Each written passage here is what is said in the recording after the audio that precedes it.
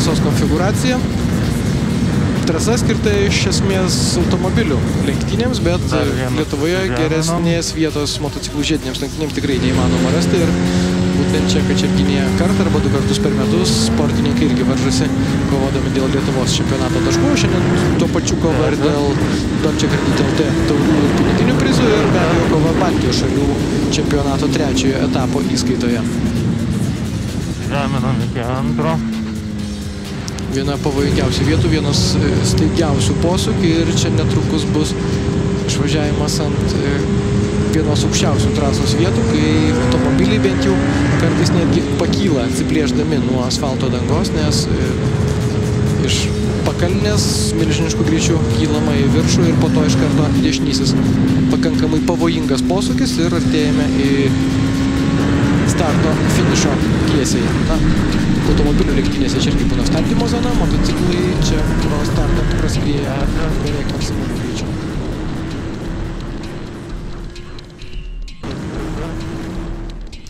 Na, dabar matome jau sugrįžusius į starto vietą sportininkus ir netrukus prasidės, štai, užgeso raudoni šviesoforo signalai ir pajudėjo pirmieji mūsų varžybų dalyviai ir man atrodo, kad kažkas iš pirmos juostos startavo labai nesėkmingai.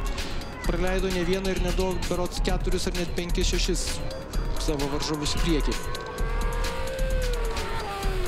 Prasidėjo pirmasis šiandienos finalinis važiavimas. Laimei be incidentų, nes motociklų lenktynės irgi, kadangi startavo tikrai gausi 14 dalyvių kompanija, gali visko būti, ypač pirmosiuose posūkiuose, kartais nedidelis kontaktas tarp sportininkų gali būti lemtingas, bet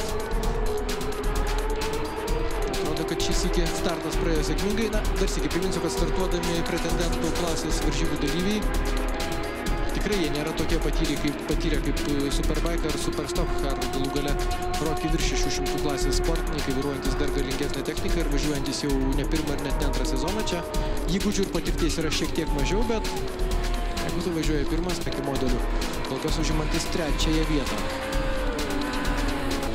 Tai leidžia jam tolti nuo varžovų, nes ir Raulis Skaidro iš Estijos ir Tomas Januška ir Adomas Dautartas atsilieka po daugiau nei sekundę kiekviename rate.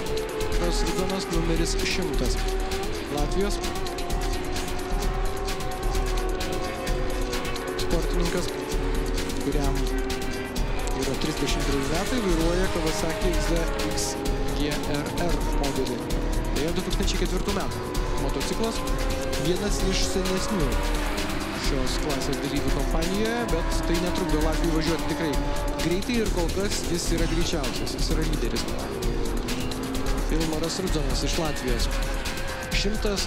Minutė 16 ir 960 tūkstantųjų, toks yra Tomo Januškos laikas 7-ajame rate, tai yra geriausias rezultatas ir Tomas savo kvalifikacijos rezultatą pagerino nepatikėtinai 3 sekundėmis.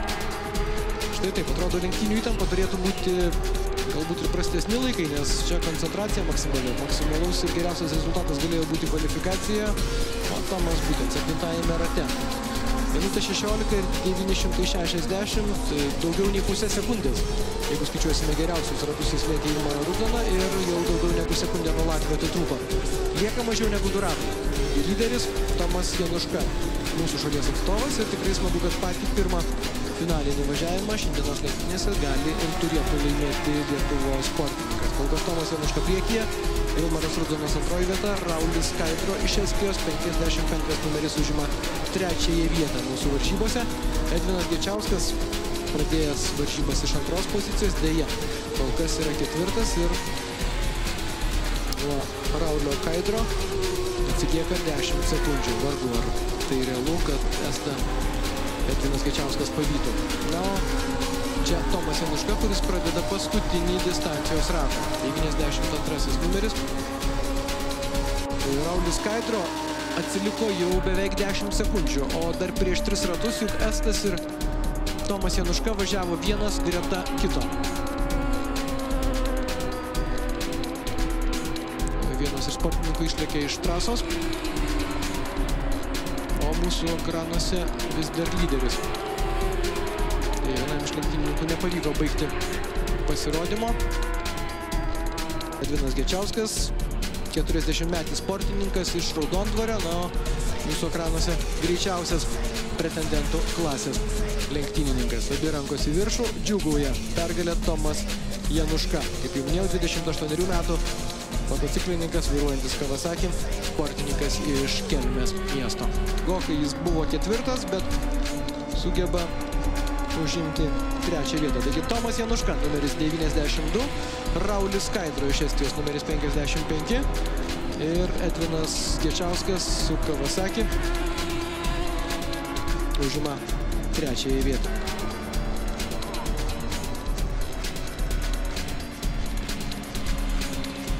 Finišuoja ir visos likusios klasės. Visi likę šios klasės dalyviai. Kaip jau minėjau, iš viso buvo 14 sportininkų. Deja, vienas iš pretendentų ir, kaip liaudės išmintis sako, tikrai neperšokus griovio negalima sakyti op. 10 rato Ilmaras Rudzonas taip ir neįveikė. Liko jis 8 vietoje, pelnys taškus už 8 vietą, bet atsiliko nuo nugalėtojo ratų. O juk berods 8 ratus Latvis sugebėjo pirmauti.